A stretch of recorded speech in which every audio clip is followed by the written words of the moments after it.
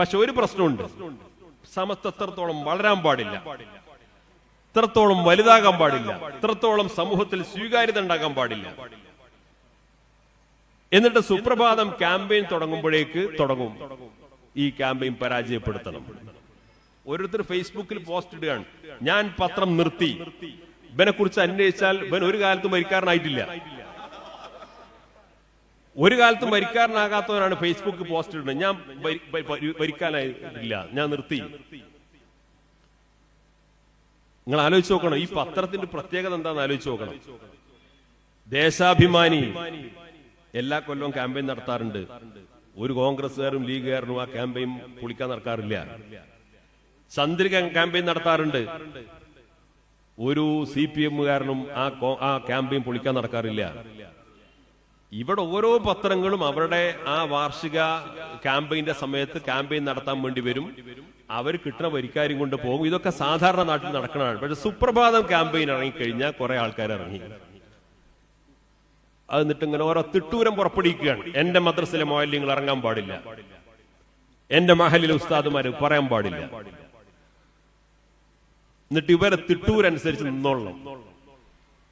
10 കൊല്ലം ഈ തിട്ടൂരം പുറപ്പെടുവിച്ചു. 10 കൊല്ലം അതിന് മുമ്പത്തേക്കാൾ കൂടുതൽ വരിക്കാര് ഈ പ്രസ്ഥാനത്തിൽ വന്നു.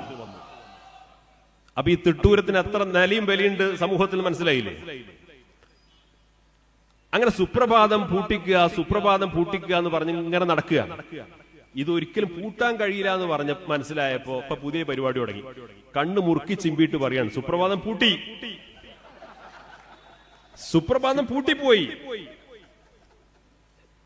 നിങ്ങൾ ആലോചിച്ച് ഓരോ മനുഷ്യന്മാരെ ജോലിയാണുള്ളത്.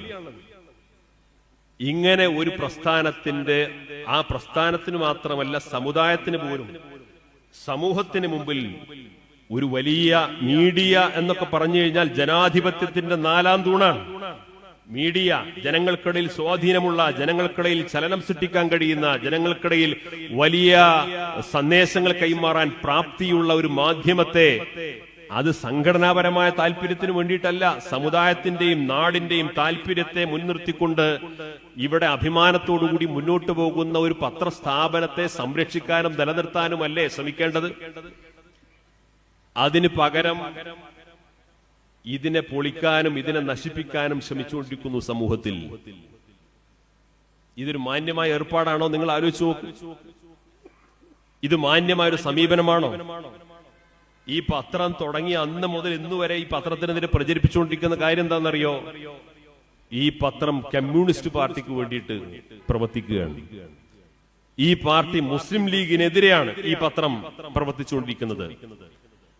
ഞാൻ ആദരണീയരായ നമ്മുടെ നേതാക്കളുടെയും സാദാത്തുക്കളുടെയും സാന്നിധ്യത്തിൽ വെച്ചുകൊണ്ട് വളരെ ഉത്തരവാദിത്വബോധത്തോടുകൂടി പറയുന്നു, ഈ പത്രം 2014 സെപ്റ്റംബർ 1 പ്രസിദ്ധീകരിച്ച് ഈ നിമിഷം വരെ പ്രസിദ്ധീകരിക്കപ്പെട്ട ആ പത്രത്തിൽ എവിടെയെങ്കിലും CPM-ന് ഗുണം ചെയ്യുന്ന ഒരു ലേഖനം, ഒരു എഡിറ്റോറിയൽ, ഒരു വാർത്ത, ഒരു സ്റ്റോറി പ്രസിദ്ധീകരിച്ചു എന്ന് ഇവർക്ക് തെളിയിക്കാൻ പറ്റുമോ? ഇന്നുവരെ പത്രത്തിൽ ഉണ്ടായിട്ടില്ല. മുസ്ലിം ലീഗിനെതിരായിട്ട് ആ പത്രത്തിൽ ഒരു വാർത്ത, ഒരു ലേഖനം, ഒരു എഡിറ്റോറിയൽ, ഒരു സ്റ്റോറി, എന്തെങ്കിലും ഒരു വാർത്ത ഈ പത്രത്തിൽ ഇന്നുവരെ വന്നു എന്ന് തെളിയിക്കാൻ പറ്റുമോ? അങ്ങനെയല്ല. കാരണം ഈ പത്രത്തിന് കൃത്യമായിട്ടൊരു പോളിസി ഉണ്ട്. ആ പത്രത്തിന്റെ പോളിസി എന്താന്ന് വെച്ച് കഴിഞ്ഞാൽ എല്ലാ പാർട്ടിക്കാരുടെ വാർത്തയും കൊടുക്കും, എല്ലാ സംഘടനയുടെ വാർത്തയും കൊടുക്കും. പക്ഷെ അതിനൊക്കെ അതിൻ്റെതായിട്ടുള്ള ചില അളവും തോതും വലിപ്പവും രീതിയൊക്കെ ഉണ്ട്. നമ്മൾ എതിർപക്ഷത്തുള്ള ഏതെങ്കിലും സംഘടന വലിയൊരു സംസ്ഥാന സമ്മേളനം നടത്തിയാൽ അത് 1-ാം പേജിലൊന്നും കൊടുക്കൂല. പക്ഷെ അങ്ങനെ സംഘടന പരിപാടി നടത്തി എന്നത് നമ്മൾ കാണാതിരിക്കൊന്നുമില്ല. നടത്തിയിട്ടുണ്ട്, അതിന്റെ ഒരു പ്രാധാന്യം അനുസരിച്ച് വാർത്ത കൊടുക്കാറുണ്ട്. ആ രീതിയിലാണ് നമ്മളെ പത്രം കൈകാര്യം ചെയ്യാറുള്ളത്. മുസ്ലിം ലീഗിന്റെ വാർത്തകൾക്ക് മറ്റു രാഷ്ട്രീയ പാർട്ടികളെ പോലെയല്ല ഒന്ന് പ്രാധാന്യം കൊടുക്കാറുണ്ട്. കാരണം നമ്മളെ പത്രത്തെ വായിക്കുന്നവരും അതിന്റെ വരിക്കാരും ഇനി ആ പാർട്ടിയിലുള്ള ആളുകളാണെങ്കിലും അല്ലെങ്കിലും സമുദായത്തിൽ ആ പാർട്ടിയൊക്കെ നിലനിൽക്കണമെന്ന് ആഗ്രഹിക്കുന്നവരാണ് നമ്മുടെ സംഘടനയും നമ്മുടെ നേതാക്കളും നമ്മുടെ പ്രവർത്തകരൊക്കെ. അപ്പൊ അതുകൊണ്ട് അതിനാവശ്യമായിട്ടുള്ള ചില പ്രാധാന്യമൊക്കെ കൊടുത്തുകൊണ്ട് തന്നെയാണ് ആ സംവിധാനം മുന്നോട്ട് പോകാറുള്ളത്. ഒരൊറ്റ ഉദാഹരണം മാത്രം ഞാൻ പറയാം. എന്നോട് ഈ വിഷയം ഇവിടെ പറയണമെന്ന് സൂചിപ്പിച്ചുകൊണ്ടാണ് ഞാൻ പറയാൻ കാരണം. കഴിഞ്ഞ പാർലമെന്റ് തെരഞ്ഞെടുപ്പിന് തൊട്ടു മുന്നോടിയായി സാധാരണ പാർലമെന്റ് തെരഞ്ഞെടുപ്പിൽ 2 സീറ്റുകളിലാണ്, കേരളത്തിൽ 2 സീറ്റുകളിലാണ് മുസ്ലിം ലീഗ് മത്സരിക്കാറുള്ളത്. മുസ്ലിം ലീഗിന് 3ഉം 4ഉം സീറ്റിനൊക്കെ അർഹതയുണ്ട്. കേരളത്തിലെ ഒരു ചുറ്റുപാടനുസരിച്ചുകൊണ്ട് പാർട്ടിയുടെ പ്രാതിനിധ്യം, UDF-ലെ 2ാം കക്ഷി, അതിന്റെ സ്വീകാര്യത, അംഗീകാരം, ആ പാർട്ടിക്ക് സമൂഹത്തിലുള്ള ഒരു എണ്ണവും കണക്കൊക്കെ അനുസരിച്ചുകൊണ്ട് 3ഉം 4ഉം സീറ്റ് ആവശ്യപ്പെടാൻ അവകാശമുണ്ട്. സ്വാഭാവികമായിട്ടും ഒരു മുന്നണിയായിട്ട് നിൽക്കുമ്പോൾ പരസ്യമായിട്ട് ആ പാർട്ടിക്ക് കോൺഗ്രസിനോട് അല്ലെങ്കിൽ മറ്റു ഘടകകക്ഷികളോട് അതിന് വിലപേശാൻ പറ്റില്ല. അത് ശരിയാണല്ലോ. പരസ്യമായി വിലപേശാൻ പാടില്ല. UDF യോഗത്തിൽ ആവശ്യപ്പെടാം, പരസ്യമായിട്ട് വിലപേശാൻ പറ്റില്ല. അതുകൊണ്ട് തന്നെ ചന്ദ്രികയിൽ അത്തരം ഒരു ആവശ്യം ഉന്നയിച്ചുകൊണ്ട് ഒരു എഡിറ്റോറിയൽ എഴുതാൻ പറ്റില്ല, ഒരു ലേഖനം എഴുതാൻ പറ്റില്ല, ഒരു മുസ്ലിം ലീഗിന്റെ പൊതുവേദിയിൽ ആ ആവശ്യം ഉന്നയിച്ച ലീഗ് നേതാവിന് പ്രസംഗിക്കാനും പറ്റില്ല. കാരണം എന്താണ്? അത് UDF യോഗത്തിൽ മാത്രം പറയേണ്ട കാര്യമാണ്. സുപ്രഭാതം പത്രം ലേഖനവും എഡിറ്റോറിയലും എഴുതി മുസ്ലിം ലീഗിന് 3ാം സീറ്റിന് അർഹതയുണ്ട്. ആ പാർട്ടിയെ തകർക്കാനും ആ പാർട്ടിയെ മോശമാക്കാനും ശ്രമിക്കുന്ന ഒരു പത്രവും സംവിധാനവുമാണെങ്കിൽ ഈ ആവശ്യം ഈ പത്രം ഉന്നയിക്കുമോ? ചന്ദ്രിക കൊണ്ടുപോലും സാധിക്കാത്ത ഒരു ദൗത്യം മുസ്ലിം ലീഗിന് വേണ്ടി ഈ പത്രത്തിലൂടെ, എഡിറ്റോറിയലിലൂടെ, ലേഖനങ്ങളിലൂടെ, വിവിധ സ്റ്റോറികളിലൂടെ അതിന്റെ ആവശ്യകത ഉന്നയിച്ചു. അത് നേടിയോ ഇല്ലേ എന്നതിനേക്കാളപ്പുറം ഈ പാർട്ടിക്ക് അതിന് അർഹതയുണ്ട് എന്ന് പൊതുസമൂഹത്തിന് മുമ്പിൽ പ്രൂവ് ചെയ്യാൻ ഇവിടെ സുപ്രഭാതമുണ്ടായി. അപ്പൊ ഞാൻ പറഞ്ഞു വരുന്ന കാര്യം, ഇവിടെ ഇപ്പൊ നടന്നുകൊണ്ടിരിക്കുന്ന കാര്യം എന്താണെന്ന് വെച്ച് കഴിഞ്ഞാൽ വലിയ തോതിലുള്ള കളവ് പ്രചരിപ്പിച്ചുകൊണ്ട് മുസ്ലിം ലീഗിനെയും സമസ്തയുടെ പ്രവർത്തകരെയും തമ്മിലടിപ്പിക്കാൻ വേണ്ടി ശ്രമിക്കുകയാണ്. എന്റെ പ്രിയപ്പെട്ട സഹോദരന്മാർ മനസ്സിലാക്കേണ്ട ഒരു കാര്യം, മുസ്ലിം ലീഗിന് പ്രയാസമുണ്ടാക്കുന്ന രീതിയിൽ സമസ്ത കേരള ജംഇയ്യത്തുൽ ഭാഗത്തു നിന്ന് എന്തെങ്കിലും ഒരു പ്രവർത്തനം നടത്തിക്കഴിഞ്ഞാൽ അതുകൊണ്ട് സമസ്തക്ക് എന്താണ് ലാഭം?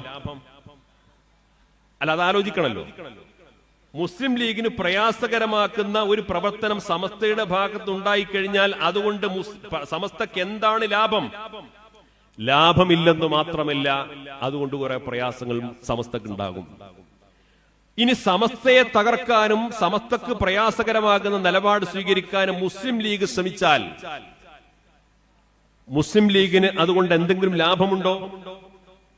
ഒരു ലാഭവുമില്ലെന്ന് മാത്രമല്ല, അതും പ്രയാസങ്ങളും നഷ്ടങ്ങളുമേ ഉണ്ടാക്കും. അപ്പൊ സ്വാഭാവികമായിട്ടും ഈ 2 പ്രസ്ഥാനങ്ങളെയും സ്നേഹിക്കുന്നവരാരും ഈ 2 പ്രസ്ഥാനങ്ങളെയും തമ്മിലടിപ്പിക്കാൻ വേണ്ടി ഒരിക്കലും ശ്രമിക്കില്ല എന്ന് പ്രാഥമികമായിട്ട് മനസ്സിലാക്കണം. ഇവിടെ നടന്നുകൊണ്ടിരിക്കുന്ന സംഗതി എന്താന്ന് വെച്ച് കഴിഞ്ഞാൽ, അടിസ്ഥാനപരമായി ഈ 2 സംഘടനകളും തമ്മിൽ ഒരു പ്രശ്നവുമില്ല. പക്ഷെ പ്രശ്നമുണ്ടെന്ന ഒരു കള്ളക്കഥ മെനഞ്ഞെടുത്ത് ഒരു തിരക്കഥയുണ്ടാക്കി, ആ തിരക്കഥയിൽ കുറെ കഥാപാത്രങ്ങളെ ഉണ്ടാക്കി, അങ്ങനെ കുറച്ച് കമ്മ്യൂണിസ്റ്റ് ചാപ്പ കുത്തി കുറെ ആളുകൾ, അങ്ങനെ 5-8 ആളുകളെ എണ്ണിപ്പറഞ്ഞുകൊണ്ട് ഇതാ ഇവിടെ അങ്ങനെയുണ്ട് ഇങ്ങനെയുണ്ട് എന്ന് പറയുന്ന ഒരു പ്രചാരണം വ്യാപകമായിട്ട് നടന്നു. അത് സാമൂഹ്യ മാധ്യമങ്ങളുടെ വാട്സപ്പ് യൂണിവേഴ്സിറ്റിയിൽ നിന്ന് ബിരുദമെടുത്ത ആളുകളാണ് ഈ പ്രചാരണത്തിന് പിന്നിലെന്ന് മനസ്സിലാക്കാൻ പല ബുദ്ധിമാന്മാർ എന്ന് പറയുന്ന ആളുകൾക്ക് പോലും സാധിച്ചില്ല.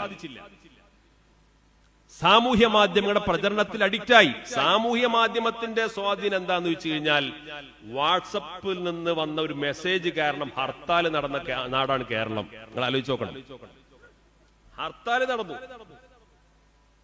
വാട്സപ്പ് ഹർത്താൽ നടന്ന ലോകത്തേക സംസ്ഥാനമാണ് കേരളം. ഏതോ ഒരുത്ത രാത്രി കിടന്നുറങ്ങാൻ നേരത്തെ നാളെ കേരളത്തിൽ ഹർത്താൽ എന്ന് പറഞ്ഞിട്ട് ഓൻ വാട്സപ്പിൽ മെസ്സേജ് ഇട്ടു, ഓൻ നെറ്റ് ഓഫാക്കി കിടന്നുറങ്ങി.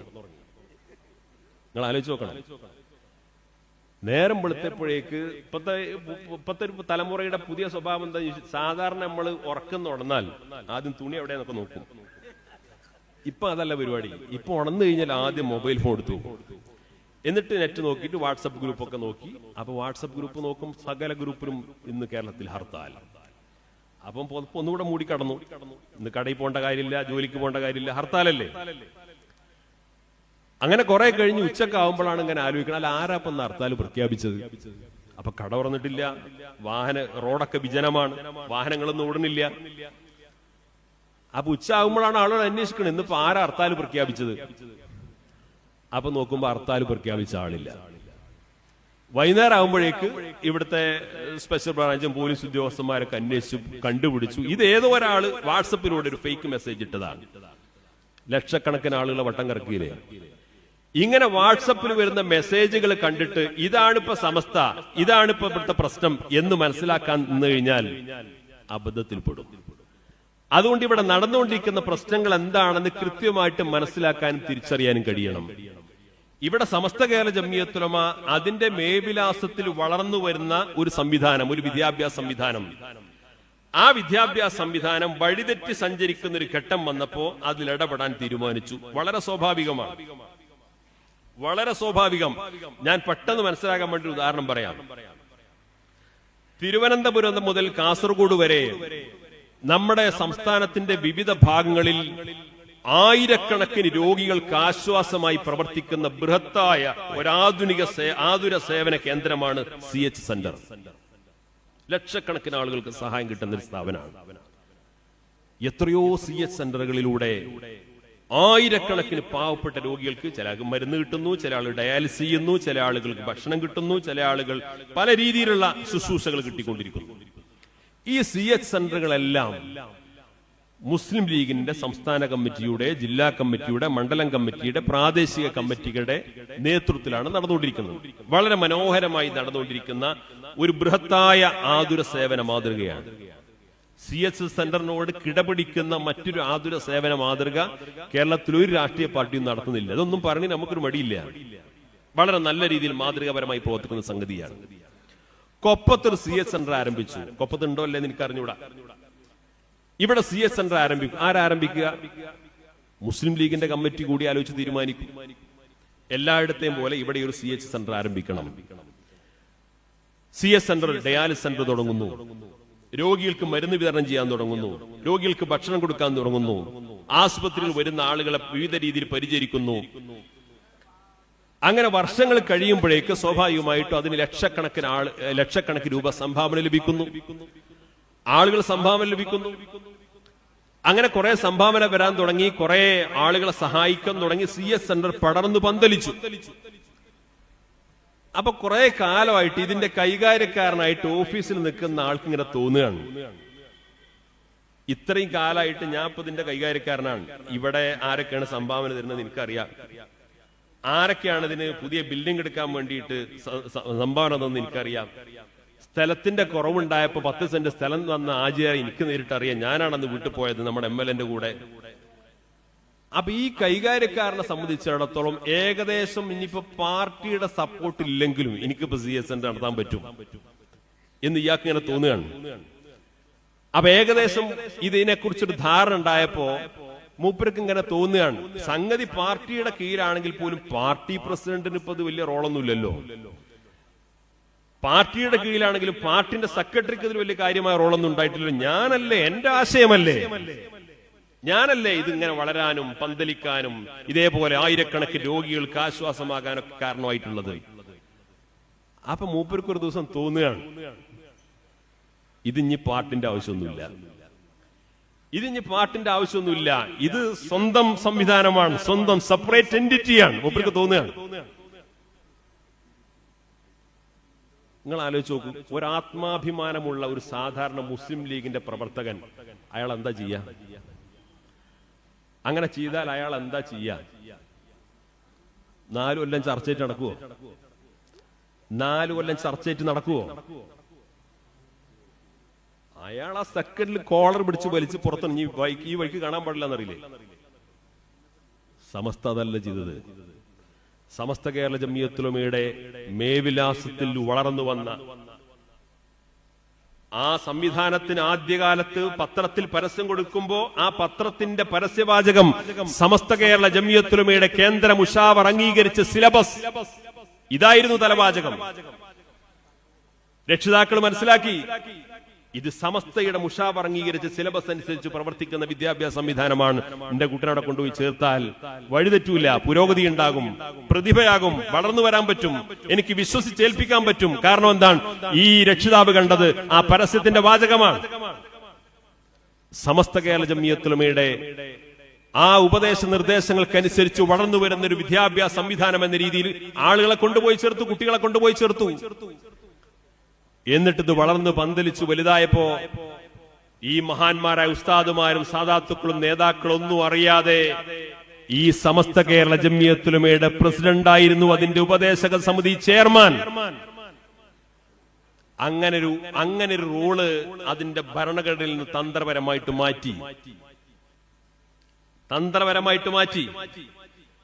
മാറ്റിയിട്ട് പറയാണ്, പിന്നെ സമസ്ത കേരള ജംഇയ്യത്തുൽ മുശാവറ അംഗങ്ങളിൽപ്പെട്ട ആരെങ്കിലും ഒരാൾ ഇതിന്റെ ഉപദേശക സമിതിയിൽ വരാം. അത് ആരായിരിക്കണമെന്ന് സമസ്തയല്ല തീരുമാനിക്കുക, ഇവര് തീരുമാനിക്കും. എന്നിട്ട് ആദരണീയരായിട്ടുള്ള സയ്യിദ് ജിഫ്രി മുത്തുക്കോയ തങ്ങൾക്ക് ഒരു കത്തയക്കുകയാണ്. നിങ്ങളുടെ ഊഴം 3 വർഷം കൂടി പുതുക്കി നിശ്ചയിച്ചിട്ടുണ്ട്. വലിയ ഔദാര്യല്ലേ? 3 വർഷം കൂടി ഉപദേശക സമിതിയിൽ അംഗമാകാൻ നിങ്ങൾക്ക് ഊഴമുണ്ട്. നിങ്ങളുടെ ഊഴം ഇനി അടുത്ത 3 വർഷം കൂടി നിശ്ചയിച്ചിട്ടുണ്ട്. സമസ്ത കേരള ജംഇയ്യത്തുൽ ഉലമക്ക് ഭരണപരമായിട്ടോ അക്കാദമികപരമായിട്ടോ എവിടെയും ഇടപെടാൻ യാതൊരു അവകാശവും ഇല്ലാത്ത വിധം അതിന്റെ ഭരണഘടന ഭേദഗതി ചെയ്തു. അതിനേക്കാൾ കൗതുകരമായ സംഗതി പല ആളുകളും ഇപ്പൊ ധരിച്ചു വച്ചിരിക്കുന്നത് വിദ്യാഭ്യാസ രംഗത്ത് പുതിയ കാഴ്ചപ്പാടോടുകൂടി അവതരിക്കുന്ന വലിയ നവോത്ഥാനത്തിന്റെ സ്ത്രീ വിദ്യാഭ്യാസത്തിന്റെ ഏറ്റവും വലിയ നൂതന മാതൃക സൃഷ്ടിച്ച ആളുകൾ എന്നൊക്കെയാണ് ധരിച്ചു വച്ചിരിക്കുന്നത്. ലോകത്തൊരു വിദ്യാഭ്യാസ സ്ഥാപനത്തിലും ഇന്നുവരെ പറഞ്ഞു കേട്ടുകേൾവിയില്ലാത്ത അവിടുത്തെ വിദ്യാഭ്യാസ സ്ഥാപനത്തിൽ പഠിച്ചുകൊണ്ടിരിക്കുമ്പോ ആ പഠനം പൂർത്തീകരിക്കപ്പെടുന്നതിന് മുമ്പ് ഒരു പെൺകുട്ടി വിവാഹിതയായാൽ അന്ന് അവൾ അവിടുന്ന് ഇറങ്ങിക്കൊള്ളണം. എന്താ ചെയ്ത കുറ്റം എന്താണെന്നറിയോ? വിവാഹം കഴിച്ചു. വലിയ അപരാധമാണ്. പഠനകാലയളവിനിടയിൽ വിവാഹം കഴിച്ചാൽ ഇനി അവിടെ പഠിക്കാൻ പാടില്ല, ക്ലാസ്സിൽ നിന്ന് പുറത്താക്കുക, പിന്നെ അവിടെ വരാൻ പാടില്ല. ഇങ്ങനെ പരാതി ലഭിച്ചപ്പോഴാണ് സമസ്ത മുഷാവറക്ക് ചില രക്ഷിതാക്കൾ പരാതി കൊടുത്തു. 5 വർഷത്തെ കോഴ്സിന് വേണ്ടി മകളെ ചേർത്തതായിരുന്നു. എന്റെ കുടുംബത്തിന്റെ ചുറ്റുപാടനുസരിച്ച് മകൾക്ക് ഒരു കല്യാണം കഴിക്കാന്നൊക്കെ പറഞ്ഞാൽ രക്ഷിതാക്കൾക്ക് അതിന്റെ ഗൗരവം ബോധ്യപ്പെടും.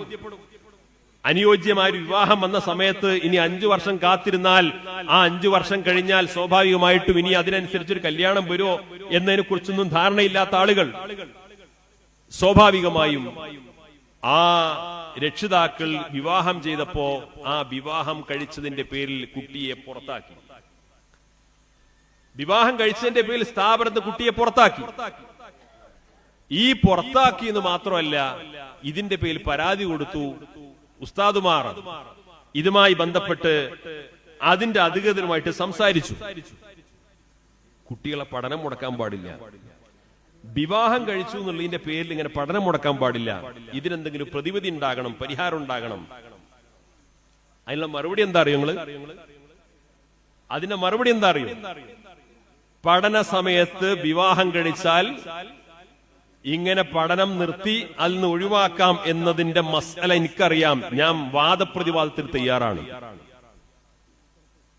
സമസ്ത കേരള ജംഇയ്യത്തുൽ ഉലമക്ക് ആ സ്ഥാപനത്തിൽ പഠിച്ചുകൊണ്ടിരിക്കുന്ന പെൺകുട്ടികളുടെ വിവാഹം കഴിച്ചതിന്റെ പേരിൽ സ്ഥാപനത്തെ പുറത്താക്കി എന്ന് പറഞ്ഞ് രക്ഷിതാക്കൾ പരാതി കൊടുത്തപ്പോ ഈ പരാതിയുടെ നിജസ്ഥിതി അന്വേഷിക്കാൻ വേണ്ടി വിളിച്ചപ്പോ അതിനുള്ള വിശദീകരണമാണ്. ഇതിനൊക്കെ എന്റെ അടുത്ത് മസലുണ്ട്, ഞാൻ വേണി നിങ്ങളേറ്റ് വാദപ്രതിവാദത്തിന് തയ്യാറാണ്. സമസ്തക്ക് വാദപ്രതിവാദം നടത്താൻ പറ്റിയ ചരക്കേ നിങ്ങൾ ആലോചിച്ച് നോക്കണം. ഇവിടെ വലിയ വലിയ വലിയ മുജാഹിദ് നേതാക്കന്മാരോട് ഇവിടെ മുസ്തഫ അസ്രഫിന്റെ ശിഷ്യന്മാരാ സംവാദത്തിന് നടക്കുന്നത്, വലിയ മുജാഹിദ് നേതാക്കന്മാരോട്. എന്നിട്ട് സമസ്തയുടെ നേതാക്കന്മാരോട് പറയാൻ ഈ കാര്യത്തിൽ ഞാൻ വാദപ്രതിവാദത്തിന് തയ്യാറാണ്. ഇവിടെ വാദപ്രതിവാദമല്ലല്ലോ വിഷയം. ഇങ്ങനെ സമസ്തയെ പരിഹാസ്യമാക്കുന്ന സമീപനങ്ങൾ ഇത് ശരിയാണോ? ഇത് ശരിയാണോ എന്ന് ഗൗരവത്തോടുകൂടി ആലോചിക്കണം. തീർന്നില്ല. എനിക്ക് നേരിട്ട് പരിചയമുള്ള ഒരു വാഫി സുഹൃത്ത്, അദ്ദേഹം ഒരു വഫിയ സ്ഥാപനത്തിൽ പഠിച്ചുകൊണ്ടിരിക്കുന്ന ഒരു പെൺകുട്ടിയെ പഠന കാലയളവിൽ വിവാഹം കഴിച്ചു, നിക്കാഹ് ചെയ്തു. നിക്കാഹ് ചെയ്തപ്പോൾ ഈ വിഭാഗം അതിനെടുത്ത തീരുമാനം എന്താണെന്നറിയോ? ഈ കുട്ടിയുടെ കൂടെ പഠിക്കുന്ന കുട്ടികളോട്, സഹപാഠികളോട് കല്യാണം ബഹിഷ്കരിക്കാൻ ആഹ്വാനം ചെയ്തു. ഒരൊറ്റ കുട്ടിനെ കല്യാണത്തിന് പറഞ്ഞയച്ചില്ല. ഒരൊറ്റ കുട്ടിനെ കല്യാണത്തിന് പറഞ്ഞയച്ചില്ല. ആ കുട്ടിയെ പഠിപ്പിക്കുന്ന അധ്യാപികമാരെയും കല്യാണത്തിന് പറഞ്ഞയച്ചില്ല. കല്യാണം ബഹിഷ്കരിക്കാൻ തീരുമാനിച്ചു. ഇതൊക്കെ എന്ത് സ്ത്രീ വിദ്യാഭ്യാസം, എന്ത് സ്ത്രീ വിദ്യാഭ്യാസ രംഗത്ത് നവോത്ഥാനം നമുക്ക് മനസ്സിലാണില്ല. ഒരുപക്ഷെ വളരെ പിന്തിരിപ്പനായ, സങ്കുചിതമായ, ഒന്നുകൂടി പറഞ്ഞാൽ സ്ത്രീവിരുദ്ധമായ ഇത്തരത്തിലുള്ള നിലപാടുകൾ പരസ്യമായി സ്വീകരിച്ചപ്പോ അത് ശരിയല്ല എന്നാണ് സമസ്ത പറഞ്ഞിട്ടുള്ളൂ. വിവാഹം, പഠന കാലയളവിൽ വിവാഹം കഴിഞ്ഞു കഴിഞ്ഞാൽ സ്വാഭാവികമായിട്ടും പഠനം ഉപേക്ഷിക്കുകയോ അങ്ങനെ ഒരു കൊഴിഞ്ഞുപോക്കോ ഉണ്ടാവുന്നുണ്ടെങ്കിൽ അതിനൊക്കെ അതിൻ്റെതായിട്ടുള്ള ഗൗരവത്തോടുകൂടി വേണ്ട ഉത്ബോധനങ്ങളും ഉപദേശങ്ങളും കൊടുത്തിട്ട് അങ്ങനെ മുന്നോട്ട് കൊണ്ടുപോകുക എന്നല്ലാതെ കല്യാണം കഴിച്ചു എന്നുള്ളതിന്റെ പേരിൽ സ്ഥാപനത്തിൽ പുറത്താക്കാൻ പാടില്ല. എന്നിട്ട് എന്റെ കല്യാണം ബഹിഷ്കരിക്കാൻ പാടില്ല. കുട്ടിയെ മാനസികമായിട്ട് പീഡിപ്പിക്കാൻ പാടില്ല. നിങ്ങൾ ആലോചിച്ചു, ഈ മാനസികമായി പീഡിപ്പിക്കപ്പെട്ട ആ കുട്ടിയും കുട്ടിയുടെ രക്ഷിതാക്കളൊക്കെ മാന്യന്മാരായതുകൊണ്ടാണ്. ഇതിന്റെ പേരിലൊക്കെ വല്ല വനിതാ കമ്മീഷനും പരാതി കൊടുത്താൽ ഈ സ്ത്രീ വിദ്യാഭ്യാസവും നവോത്ഥാനത്തിന്റെ ഒക്കെ യഥാർത്ഥ രൂപം മനസ്സിലാക്കുമായിരുന്നു. ഈ രീതിയിലുള്ള സമീപനങ്ങൾ സ്വീകരിച്ചു. എന്നിട്ടും ഇതൊക്കെ എങ്ങനെയെങ്കിലും പറഞ്ഞും പരിഹരിച്ച് നല്ല രീതിയിൽ മുന്നോട്ട് പോകാൻ വേണ്ടിയിട്ടുള്ള ശ്രമങ്ങൾ നടത്തി. നിരന്തരമായ ശ്രമങ്ങൾ നടത്തി. ആ ശ്രമങ്ങളൊക്കെ അവസാനിക്കുന്നൊരു ഘട്ടം വന്നപ്പോഴാണ് പരസ്യമായിട്ട് പറയാൻ, ഇന്നെ ചർച്ചക്ക് വിളിച്ചിട്ടില്ല, ഞാനുമായിട്ട് ചർച്ച, എനിക്ക് എന്റെ ഭാഗം ഒന്ന് പറയാൻ അവസരം ഉണ്ടാക്കി തരണ്ടേ. ഞാൻ പറച്ചിൽ കേട്ടാ കണ്ണിലൊക്കെ വെള്ളം നിറച്ച് പറച്ചിൽ കേട്ടാത്തൊന്നും ശരിയാണ്, പാവട്ടോ, അതിന് പറയാനുള്ളതെന്ന് കേട്ടുകൂടെ തോന്നിപ്പോകും. സമസ്ത കേരള ജമിയത്തുലമയുടെ കേന്ദ്ര മുഷാവറ 8-9 അംഗ സമിതിയെ നിയോഗിച്ചു മഹാനുമായിട്ടൊന്ന് സംസാരിക്കാൻ വേണ്ടിയിട്ട്. സമസ്തയുടെ ആസ്ഥാനമായ ചേളാരി ക്രസന്റ് ബോർഡിംഗ് മദ്രസയിലേക്ക് സംസാരിക്കാൻ വേണ്ടി വിളിച്ചു. ഉസ്താദുമാർ ആ പേപ്പർ എടുത്തിട്ട് ഇന്നാലിന്ന വിഷയങ്ങളൊക്കെ ചർച്ച ചെയ്യാൻ വേണ്ടിയിട്ടാണ് വിളിച്ചത്. അപ്പൊ ഉസ്താദുമാരോട് പറഞ്ഞ മറുപടി എന്താ അറിയങ്ങള്, ഇതിങ്ങനെ നേർക്കുന്നൊരു വർത്താനം പറഞ്ഞിട്ട് കാര്യമില്ല, നിങ്ങൾ രേഖാമൂലം എഴുതി തന്നാൽ ഞാൻ രേഖാമൂലം മറുപടി തരാം. നേർക്കുനേർ സംസാരിക്കാൻ വിളിക്കുമ്പോഴുള്ള മറുപടിയാണ്, ഈ സംസാരത്തിന് ഞാനല്ല, രേഖാമൂലം ആവശ്യപ്പെട്ടാൽ രേഖാമൂലം മറുപടി തരാം. പിന്നെ സ്വാഭാവികമായിട്ട് അതിനുശേഷം സമസ്ത അതിനും വഴങ്ങി. അതിനൊക്കെ മറുപടികൾ വേറെയാണ് നമ്മളെ നാടൻ ഭാഷയിൽ. പക്ഷെ അതൊന്നും സമസ്ത നിന്നിട്ടില്ല. ആയിക്കോട്ടെ, രേഖാമൂലാണെങ്കിൽ രേഖാമൂലം. അതിനുശേഷം എത്ര കത്തിടപാടുകൾ അങ്ങോട്ടും ഇങ്ങോട്ടും നടത്തി. എല്ലാ കത്തുകളുടെയും മറുപടിയായിട്ട് വരുമ്പോൾ അതിന്റെ ആദ്യത്തെ വാചകം ഉണ്ടാകും, ഇത് സൊസൈറ്റീസ് രജിസ്ട്രേഷൻ ആക്ട് അനുസരിച്ച് രൂപീകരിച്ച ഒരു സൊസൈറ്റിയാണ്, ഇതിന്റെ പരമാധികാരം ഈ സൊസൈറ്റിയുടെ ജനബോഡിക്കാണ് എന്ന് പറഞ്ഞാൽ നിങ്ങൾക്ക് ഇതിൽ കാര്യമായിട്ട് റോളൊന്നുമില്ല. നിരന്തരമായി അത്തരം മറുപടികൾ കിട്ടി. ഇവര് മനസ്സിലാക്കണം, ഈ മറുപടികളൊക്കെ കിട്ടുമ്പോ ഏതായാലും ഇപ്പൊ അത് ഇനി കിട്ടൂല, ഏതായാലും നിങ്ങളെ പാട്ടിന് പോയിക്കോളി എന്ന് പറയുന്നു വിചാരിച്ചിട്ടാ. നിരന്തരമായ ചർച്ചകൾക്കൊടുവിൽ അവസാനം നമ്മുടെ മുസ്ലിം ലീഗിന്റെ നേതാക്കന്മാരും തങ്ങന്മാരും ഒക്കെ ഇടപെട്ടു. ഇതൊക്കെ ഒന്ന് സെറ്റിലായി പോണം. ആയിക്കോട്ടെ, സമസ്ത അതിന് തയ്യാറായി. സമസ്ത അതിന് നിയോഗിച്ചു, ഒരു 8-അംഗ സമിതിയോ നിയോഗിച്ചു. പാണക്കാട് സാദിഖ് അലി ശിഹാബ് തങ്ങൾ, കുഞ്ഞാലിക്കുട്ടി സാഹിബ് ഉൾപ്പെടുന്ന ആളുകളൊക്കെ ഒരുമിച്ചിരുന്ന് പലതവണ ഒരുമിച്ചിരുന്നിട്ട് ഈ പ്രശ്നത്തിന് ശാശ്വതമായ പരിഹാരമുണ്ടാകാൻ വേണ്ടി ഒരു 9 ഇന വ്യവസ്ഥ തയ്യാറാക്കി, ഒരു പ്രശ്ന പരിഹാര വ്യവസ്ഥ. എന്നിട്ട് ആ യോഗം തീരുമാനിച്ചു, ഈ വ്യവസ്ഥ സമസ്ത മുഷാവർ അംഗീകരിച്ചോളണം, ഈ വ്യവസ്ഥ ഈ CAC-യുടെ സെനറ്റും അംഗീകരിച്ചോളണം. രണ്ടു കൂട്ടർ അംഗീകരിച്ചു കഴിഞ്ഞാൽ പ്രശ്നം പരിഹരിച്ചു.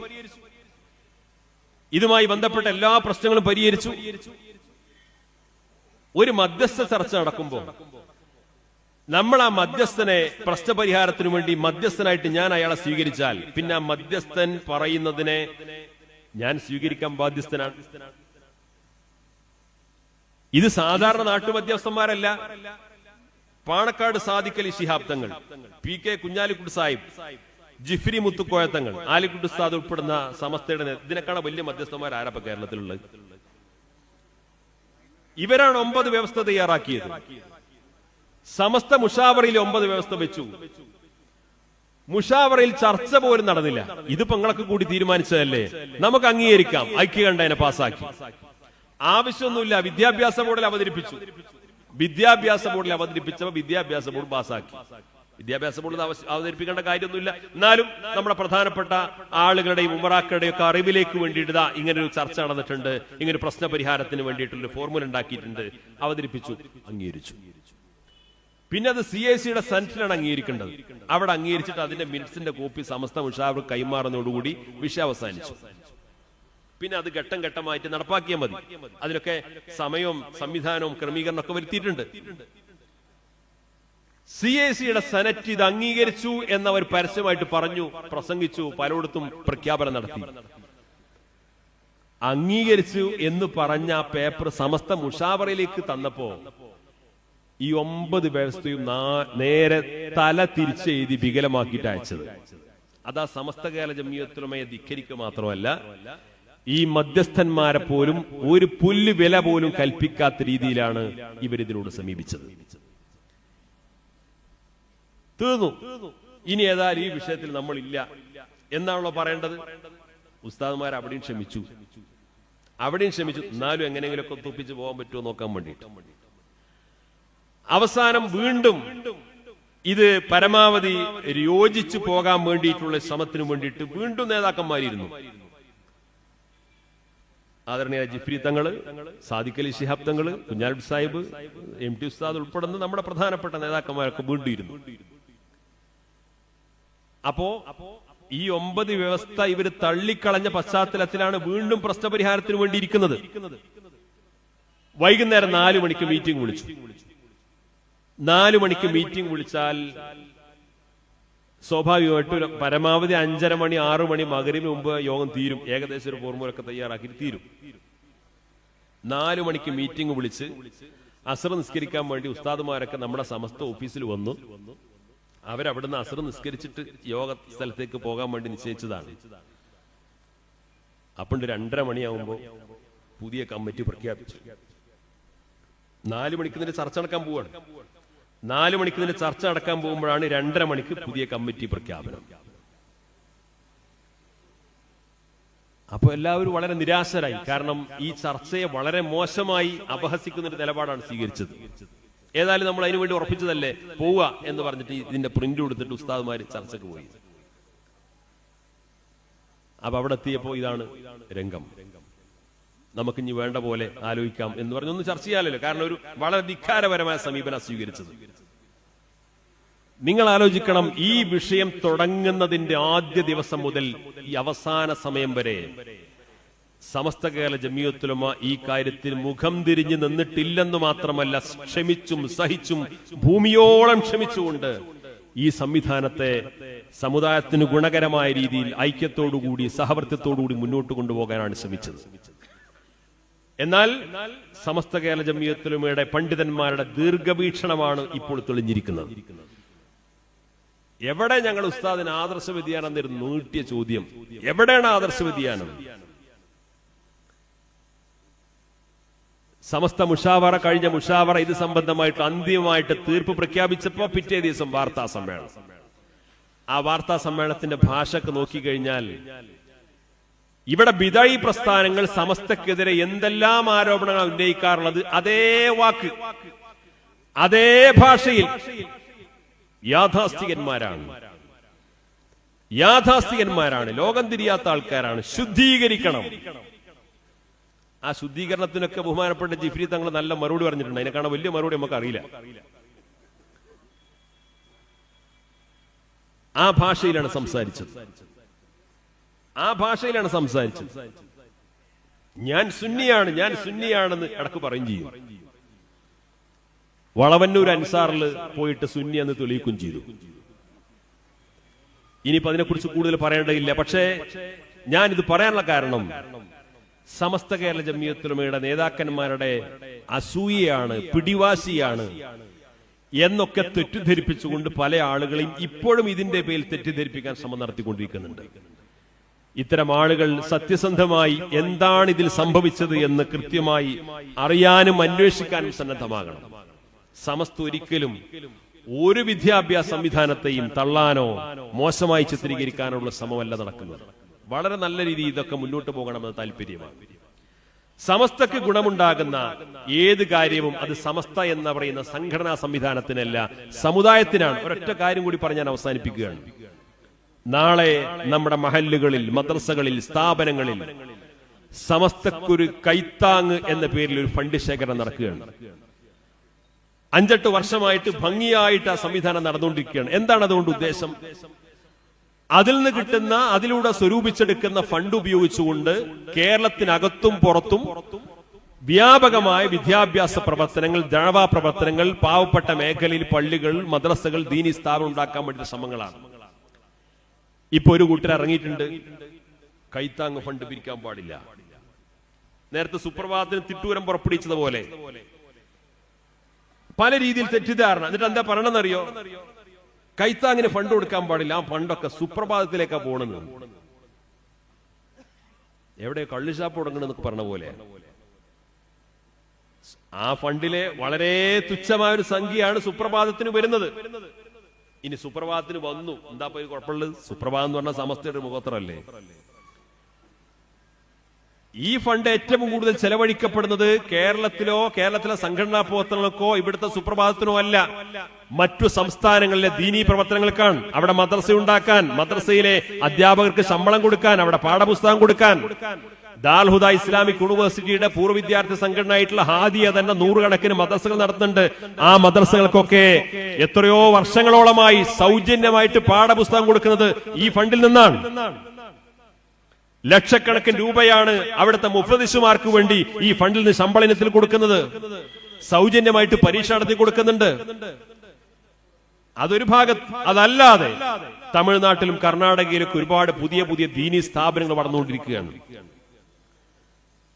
ഇത് സമസ്തയുടെ കേവല സംഘടനാ പ്രവർത്തനത്തിന് വേണ്ടി പോലും ഉപയോഗിക്കുന്നില്ല. കൈത്താങ് ഫണ്ടിൽ നിന്ന് ഒരു സമ്മേളനം നടത്താൻ, സംഘടനാ പ്രവർത്തനത്തിന് പോലും ഫണ്ട് ഉപയോഗിക്കാറില്ല. അതൊക്കെ വിദ്യാഭ്യാസ പ്രവർത്തനങ്ങൾക്ക് വേണ്ടി, പാവപ്പെട്ട ആളുകൾ തിങ്ങി താമസിക്കുന്ന പ്രദേശങ്ങൾ പള്ളി ഉണ്ടാക്കാൻ, മദ്രസ ഉണ്ടാക്കാൻ, ദീനി സ്ഥാപനങ്ങൾക്ക് വേണ്ടി ചെലവഴിക്കുന്ന ആ ഫണ്ട് ശേഖരണം ഓരോ വർഷം തോറും വിജയകരമായിട്ട് വരുന്നു. കൂടുതൽ ആളുകൾ കാശ് തരുന്നു. അതനുസരിച്ചുകൊണ്ട് വലിയ തോതിലുള്ള ദീനീ പ്രവർത്തനങ്ങൾ നടക്കുന്നു എന്ന് കാണുമ്പോൾ ഇപ്പോ ആ ഫണ്ടിനെയും ഇല്ലായ്മ ചെയ്യാൻ വേണ്ടിയിട്ടുള്ള കുപ്രചരണങ്ങളാണ് നടന്നുകൊണ്ടിരിക്കുന്നത്.